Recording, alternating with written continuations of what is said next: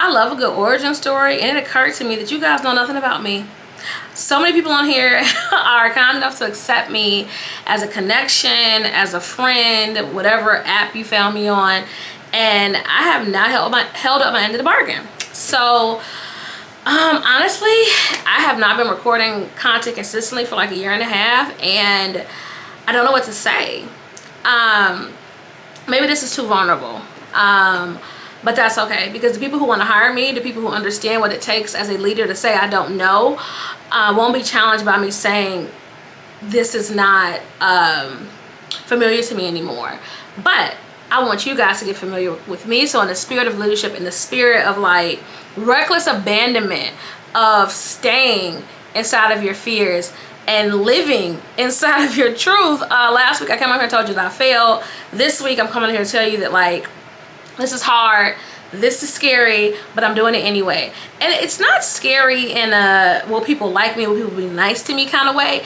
It's scary in a that like, you know, once I started, I can't stop. Like, it is a long trail, and for so long I have been off this road, and I feel in a way like I'm paving and wheeling forward at the same time.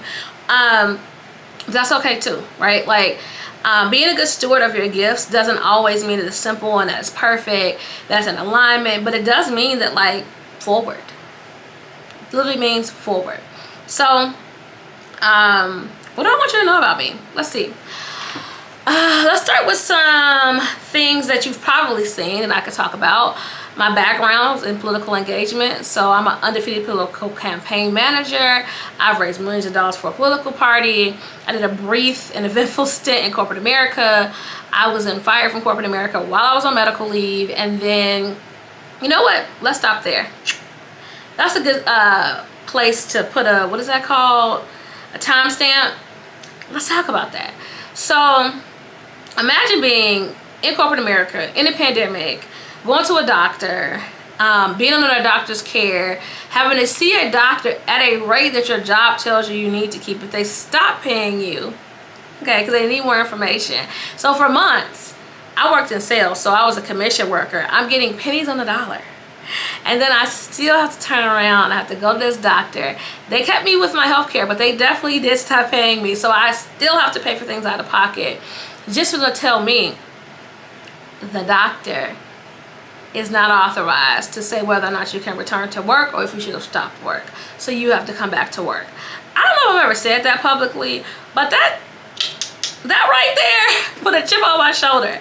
And now that I'm here, I totally realized that this was always going to be where I ended. And so I chose entrepreneurship. I literally said to myself, either I'm going to fail or I'm just not going to make it. And either way, you know, it's the pandemic, whatever. I had such a, like, looking back, that is very dark. But in 2020, it made perfect sense, because sometimes what you need and how you make decisions is only relevant during that time. It only makes sense in this isolated situation, in this box, okay? It only fits in here, nowhere else. And so in the midst of that, I jumped into Airbnb. I was very successful working inside of owning Airbnbs, helping other people start Airbnbs, working with portfolio companies to go from like just long-term to long, mid, short. Had a blast. Along the way, little nuggets were left for me to help me understand that, like, I love operations, infrastructure, systems, decision making. That is really where I excel. For example, no matter what company I work with, we have a lot of conversations about process, about systems, about how to build around ideas, whether it makes sense, prioritization, journey mapping, okay, in this case patient mapping or client mapping, to get a very clear understanding of, at the core, my favorite thing, money, okay? And for our context, my favorite thing is money, because I love talking about revenue growth. I love talking about what impacts revenue.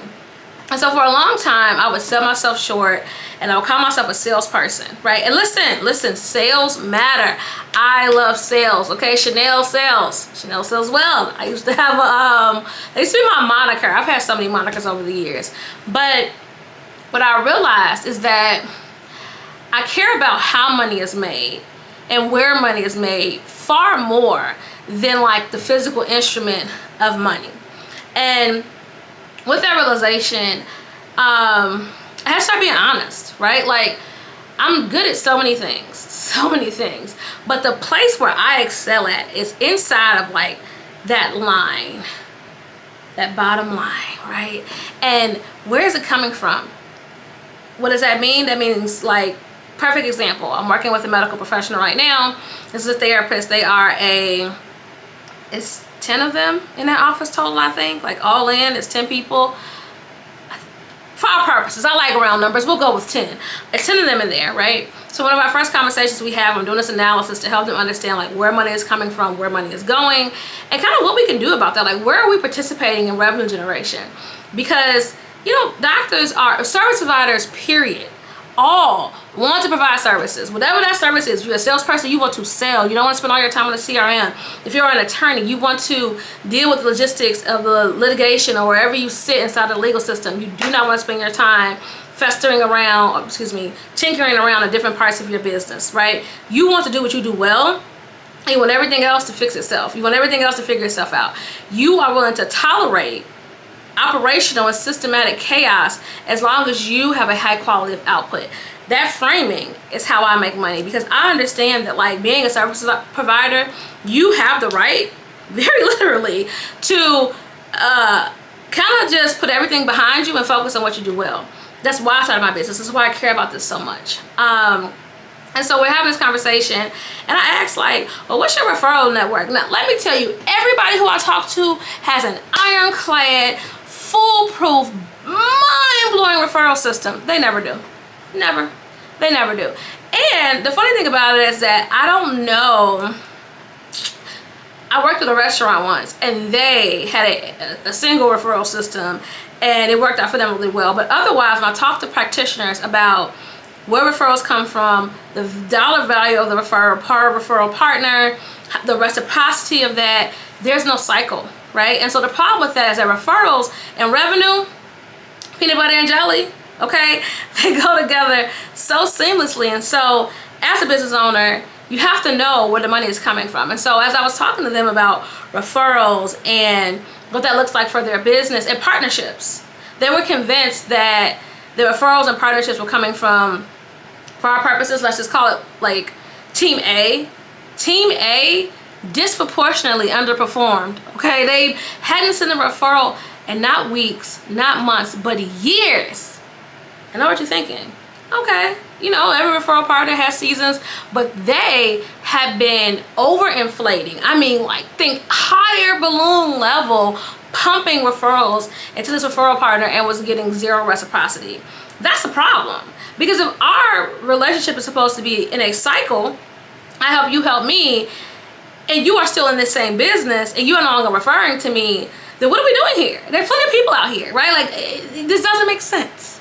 And so when we were able to take that analysis back to them, they were incredibly disappointed and transparently a little embarrassed, because they thought they knew, they thought they had it figured out, and they didn't know what was really happening inside of their business.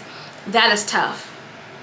And as somebody who deals with money, I also deal with people's emotions all the time. And I remember they were like, are you sure? Is this right? Oh, no, you need to talk to so-and-so because there's no way, this has to be an oversight.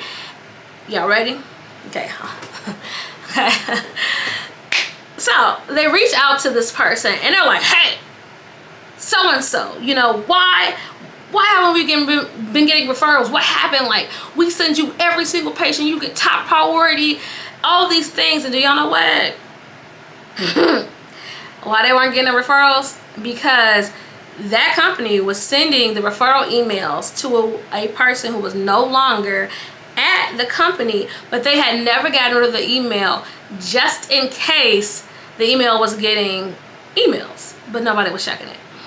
So then I talk about how I love systems and how I love to figure things out, and how I really just enjoy this kind of thing, because I do wholeheartedly believe that my lot in life is to fix the healthcare system, but this is not that video for today. Little things like this create such a negative experience for patients. It's reputational damage. And while my client abruptly picks up the phone and they're like, hello? You haven't been sending me referrals. What's going on? I don't understand. I thought we were besties for the resties, and now we're sitting here and this thing isn't happening. And then the person's like, doot, doot, doot, doot, doot. Excuse you. As it turns out, I haven't sent any referrals. You haven't been responding to me. We even sent you an e-gift card to thank you for all the referrals, and that email bounced back. As a matter of fact, doot, doot, doot, doot, doot, our emails have been bouncing back, and we've been calling you. Can anybody guess what number they were calling?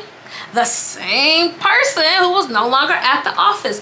This is the kind of systematic drain that exists at a micro level, at a macro level. It is so easy to lose revenue and to diminish the client experience, or just not be in a position to serve, which is what service providers want to do. They want to serve, but the systems inside of their business just fail them. And so now we got a three-headed monster, okay? We have a referral partner who we now have to essentially work around our communication, which that was pretty easy.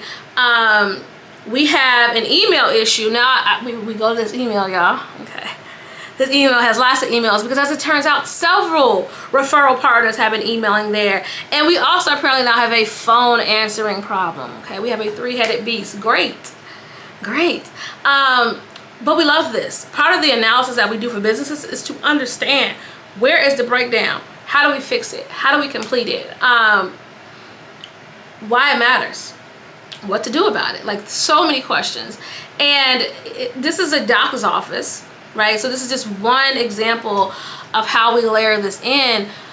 But now that we know that this email is essentially a pot of gold, we can do something about it. And the doctor, I can see them, right? Like, I'm looking over here. I can see them sitting in their desk, and just to watch them shrink and to realize that, I think this is okay. I was thinking about, like, how I share this in a way that it makes sense. They thought about all the things they could have done, and they couldn't, and all this friction that they'd been experiencing that really was like self-inflicted, if you will. That pain was just like looping, and my responsibility is to get them out of that loop. And so I was like, you know what? This is what we can do.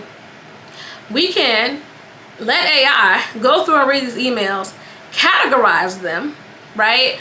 And let us know, based on, have it search with specific keywords, right? If it says patient referral, some other things that we know that people will tend to send emails in, not read them, but just like search for these particular catchphrases.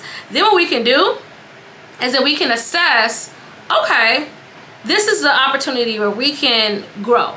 This is the opportunity where we can figure out if there is some meat on this. And so the doctor was like, no AI. I was like, okay, so how about this? Because now we realize, like, obviously there are AI systems that are approved, if you will, in medical practices. We just decided to do it old school. We just typed in referral, and thank goodness there was a strong team who was committed to doing the work. We had to categorize them, and I'll spare you. Nobody cares. Nobody wants to know how the sausage is made. They just want the sausage. We took all of these emails, some of them from other providers, some of them from ads they run on social media, some of them from actual patients who just found them on Google. We were able to, within a time frame that we agreed upon that made sense. Hello, money phone. Hello, we see this inquiry from 3 months ago from so-and-so, and we were just following up to see, are you still looking for a provider? Can we provide you with any other information? Like, how can we support you? And so it went from right? Not answering people, feeling like, you know, there was a money drain, but you didn't know where it was coming from, to activating a very real system created around a solution that made sense for them. Like, that is the quality of the work that we do, because revenue is not just sales, it's not just spending, it is a holistic approach to the health of the business. Because at the core, if it's not making money, it's not a business, right? And I'll keep you guys updated with what we do to help support that team. But this is just a granular example of how we support folks. And I do this work because this is also about who I am, right? I do this work because it's necessary. I do this work because most people are running from systemization.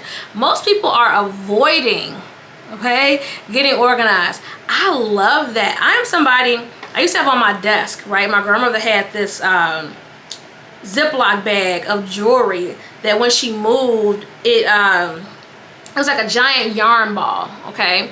And so what I would do, this ball was, you know, girthy. I would sit here, and when I was just like trying to think through things, I would just tinker it around, and I would pull them out, right? And like one by one, I would give them to my grandmother, and it just became something that I enjoyed. And over time, because you know how grandmothers are, she would tell her friends, "Oh, give it to Chanel, she'll untangle it for you."